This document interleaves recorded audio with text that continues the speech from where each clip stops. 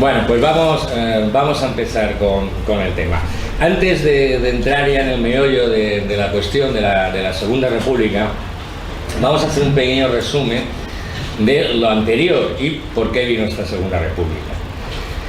Como sabéis, hasta ese momento estaba la monarquía, una monarquía que viene desde el momento de la restauración, después de la Primera República, con Martínez, Campos, etc. No os quiero aburrir con eso.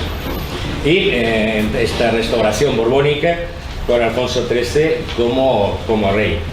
El sistema parlamentario que había entonces, que era un sistema totalmente bipartidista, liberales y conservadores, que se iban turnando sistemáticamente. Ahora te toca a ti y ahora me toca a mí. Pero además con una coincidencia. En todas las elecciones las ganaba siempre el partido que las convocaba. Y os explico cómo era el proceso. Por ejemplo, estaba el Partido Liberal, ¿no? Sagasta. Y le decía al rey, bueno, pues yo creo que ya estoy agotando el periplo. Lo destituía, presentaban la dimisión, inmediatamente hacía formar un nuevo gobierno con el otro partido, con el conservador, y este era el que convocaba las elecciones. ¿Qué pasa? Que ganaban siempre, son las elecciones totalmente viciadas, ¿no? Los famosos pucherazos con el caciquismo, etc. El sistema se estaba pudriendo poco a poco, ¿no? Y, entre otras cosas, para intentar salvar de alguna manera lo que todavía quedaba, especialmente, se da el golpe de Estado de Primo de Rivera. Que ahí ya viene el primer error, porque se conoce el golpe de Estado de Primo de Rivera. El golpe de Estado de Primo de Rivera estuvo auspiciado, apoyado e ideado por Alfonso XIII. Es decir, no fue que a Primo de Rivera se le ocurriera, sino Alfonso XIII dijo, mira, da un golpe porque esto no hay que lo arregle. Da el golpe de Primo de Rivera. Estamos unos años, hasta el 21 ya empieza la caída, donde hay una verdadera dictadura. Se cierra el Parlamento, es decir, las Cortes, se queda en suspenso la Constitución, etc. Ya para el año 29, digamos, la dictadura estaba entrando ya en un proceso de desmembración. ¿Qué ocurre? Primo de Rivera, primero porque hizo un par de cosas, quiso constituir una Asamblea Nacional, que era más o menos como hacer unas Cortes, incluso quiso hacer una especie de constitución. Esto le suponía que lo que pretendía realmente era instaurarse en el poder. Y esto no, esto ya le quitó bastantes apoyos. Él, incluso antes de dimitir, envió una carta a todos los capitanes generales para ver qué apoyo tenía del ejército. Y recibió un total rechazo. Dimite Primo de Rivera y le sustituye el general Berenguer. Es lo que muchos habréis conocido, es lo que se llama la dicta blanda. La dicta blanda porque se levantó un poco, digamos, el pie del acelerador de la represión, se volvieron a conceder algunas de las libertades eliminadas en la dictadura de Primo de Rivera, etc. Una vez que está ya Berenguer, se decide, Alfonso XIII piensa, bueno, pues ahora volvemos a convocar elecciones, se les da las cartas como si no hubiera pasado nada. Y lo que pretenden es convocar unas elecciones generales.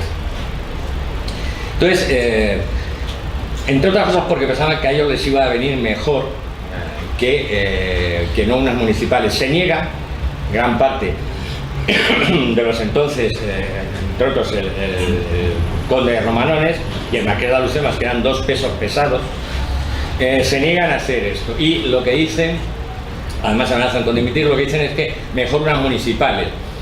La teoría de esto es porque en municipales ellos presuponen, hay muchos municipios y en la zona rural sí es cierto que hay el caciquismo, tenía todos los resortes y unas votaciones en el mundo rural eran totalmente antidemocráticas y no tenían absolutamente nada que ver con la realidad. Es decir, ahí la gente iba provocada, se compraban votos.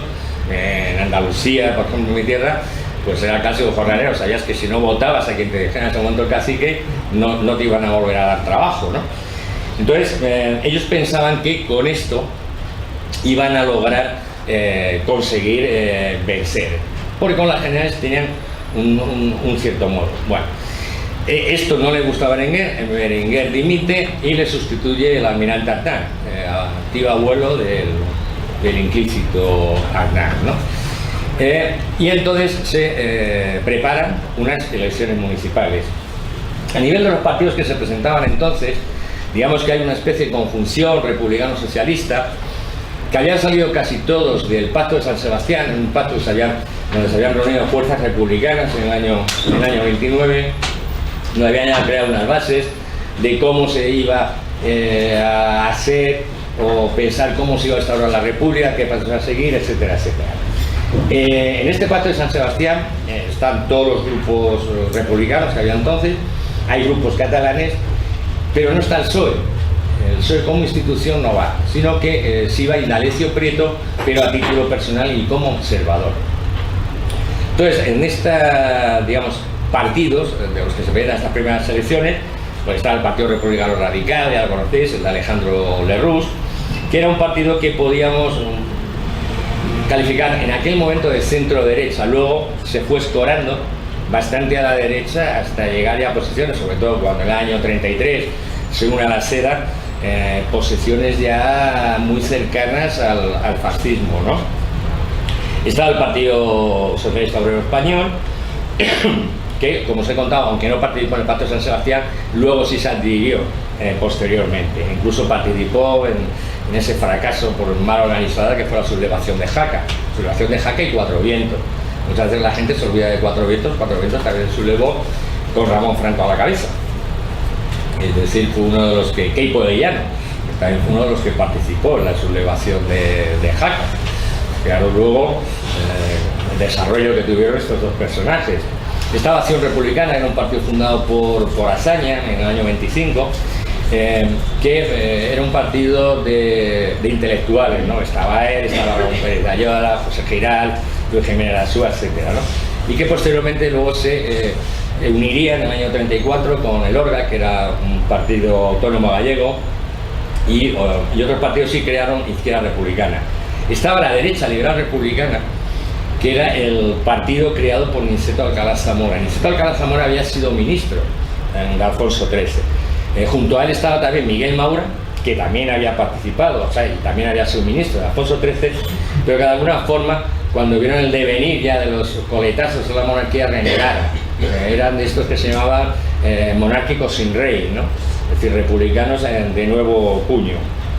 En el 31 cambió su nombre, se pasó ya al Partido Republicano Progresista, tuvo un gran fracaso en las elecciones del 33 cuando Niceto Alcalá Zamora creía que en aquel momento había que hacer un partido fuerte de centro, aunque fuera de centro de derecha, y fue un fracaso rotundo, entre otras cosas porque ya estaba bastante polarizado el ámbito político, ¿no? Y estaba el Partido Republicano Radical Socialista. Este partido, fundado por Álvarez de Albornoz, Marcelino Domingo y otros importantes pensadores de entonces, era un partido muy jacobinista. Era gente, algunos de ellos que habían estado en el Partido Radical de Lerroux, pero digamos eran de la parte de la izquierda de este partido, ¿no? Es un partido que tuvo un desarrollo un poco rocambolesco, tuvo varias escisiones en el 33, en el 31, incluso después de las elecciones del 33, que ahí también fracasó, solamente sacaron un diputado, se disolvió, ¿no? Luego estaba el Partido Comunista, que entonces era un partido minúsculo, como siguió siéndolo prácticamente hasta el estallido de la Guerra Civil en el 36, ¿no? Que en esta primera, el Partido Comunista era la unión de dos partidos que eran el Partido Comunista Español y el Partido Comunista Obrero Español, que ellos habían fundado gente que se había salido del PSOE porque ellos apoyaban a la Internacional Comunista. Entonces estaban más a la izquierda de lo que era el pensamiento en aquel momento del PSOE y fundan esto, bueno, se refundan y crean el Partido Comunista de España. Ya en las primeras municipales consiguieron 67 concejales, que para la poca fuerza, la poca infraestructura que tenían como partido, se puede decir que fue un resultado bueno. Y luego, digamos, la coalición monárquica, esto entre comillas, porque no se presentaba realmente como coalición. En algunas regiones iban coaligados unos con otros, en otras iban solitarios algunos partidos.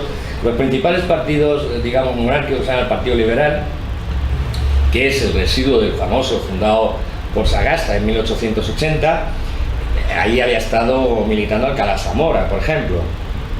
El Partido Liberal Conservador, que era el que había fundado Cánovas del Castillo, y aquí estaba Miguel Maura, Santiago Alba, esta gente también que en un momento determinado renegó de la monarquía en vista de cómo se estaba desarrollando.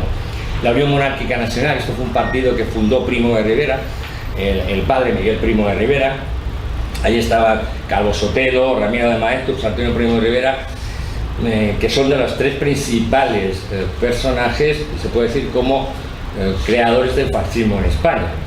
Ramiro de Maeztu es uno de los grandes ideólogos, se puede decir, del fascismo español, porque no era exactamente, me intentaba parecerse mucho, no era exactamente como el fascismo italiano, ¿no? Pero tenía evidentemente muchísimas cosas en común. En el año 34 cambió su nombre por el de Renovación Española, que posiblemente sí que os suena mal. Luego estaban los tradicionalistas, que aquí estaban los seguidores de Carlos de Borbón, que son los conocidos como carlistas, pero a la que se unieron distintas corrientes, porque no todo el carlismo estaba unificado. Estaban, por ejemplo, los jaimistas, que eran seguidores de Jaime de Borbón.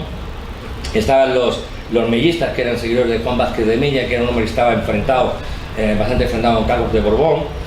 Y los integristas, ¿no? Posteriormente todos estos se refundieron y son los que se conocen como Comunión Tradicionalista. Y estaban los agrarios. Los agrarios no eran un partido en sí mismo. Los agrarios eran personas generalmente muy vinculadas a la propiedad rural, sobre todo los latifundios, y iban como independientes. Eran, evidentemente, gente de derechas, ¿no? Nunca se fundaron como partido hasta el año 34, y hasta el año 35 este partido, ya como Partido Agrario Español, no declaró fe de republicanismo, es decir, no acató la república. Y esto es importante que lo tengáis en cuenta, porque la SEDA, luego lo veremos en la siguiente clase, tampoco, jamás, durante todo el periodo de la Segunda República, acató la república. Es decir, son personas que sí participaban en el juego electoral y en el juego democrático de lo que era la Segunda República, pero sin acatarla. Ellos, en el fondo, se seguían denominando monárquicos, aunque ya veremos la SEDA, ya más que monárquico, lo veremos en el transcurso de las clases, que era un partido neofascista o prefascista. Bueno, luego estaban los catalanes, que era la República de Cataluña, la Unión Socialista de Cataluña, que fue un partido que crearon catalanes que se marcharon del Partido Socialista Obrero Español, y la Lliga Regionalista, ¿no? Vascos estaba el partido, el PNV, el partido que conocemos ahora.